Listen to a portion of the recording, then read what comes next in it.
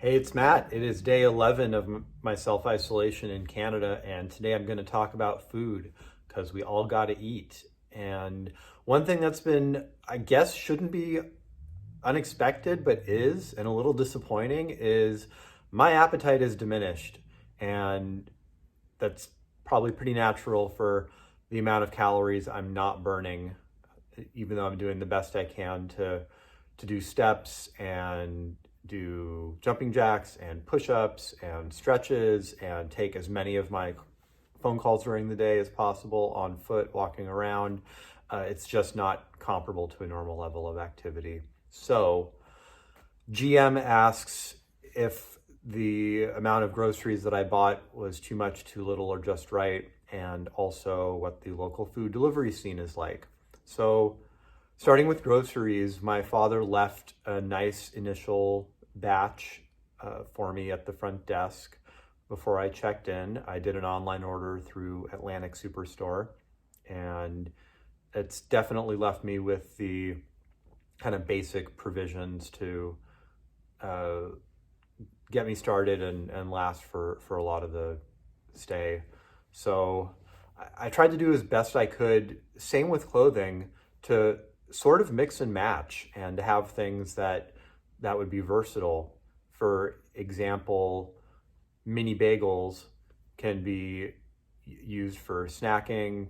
The larger bagels he left, they can be used for breakfast. They can be used for sandwiches, uh, fruit, cheese, eggs.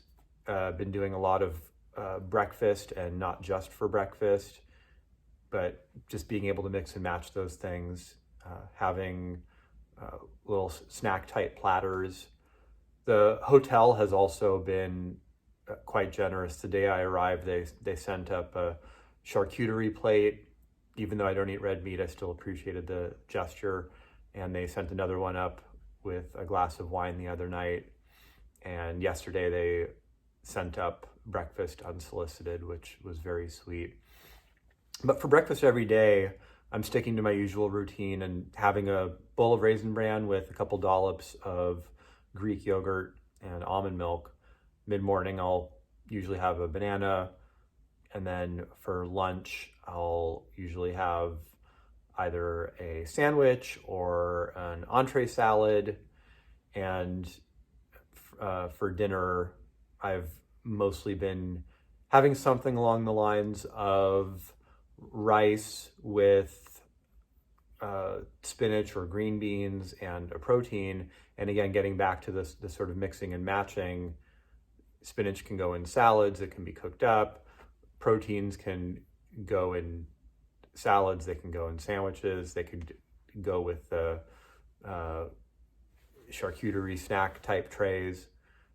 So that's sort of been my routine. I've eaten in twice in terms of delivery.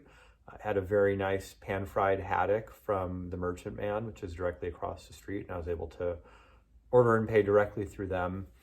And then I also use the Skip the Dishes app, which is here in Canada, and that seems to be the primary one that's available for food delivery. And I ordered a really nice meal from Himalayan Indian restaurant, which also provided, I would say, about 2.5 servings of leftovers, and also got a mango lassi that almost looks like latte art. So that was a really lovely treat the way it was presented. And in terms of restocking, my dad stopped by again and dropped off some more fruit and beverages for me. And then I also did another order through Instacart to have more beverages, mostly soda water, and a couple other staples, some more shredded chicken, some more almond milk, and things like that. And I hit a snag. Instacart in Canada requires a Canadian credit card, which I think is pretty ridiculous. You have to enter a Canadian postal code for the billing address. I chatted with their support, and there was just no way to make a U.S. credit card work. So I hit up my sister, and fortunately I was able to use hers, and I'll pay her back. But not everyone who's quarantining internationally will have that option. So buyer beware. But with 3 days left, I think I'm in pretty good shape. I'm not going to need to buy any more food. And with my diminished appetite, I'm pretty happy with what I've been able to cobble together. So any questions you have, leave them in the comments below. Like this video, share it, subscribe, and I will see you later.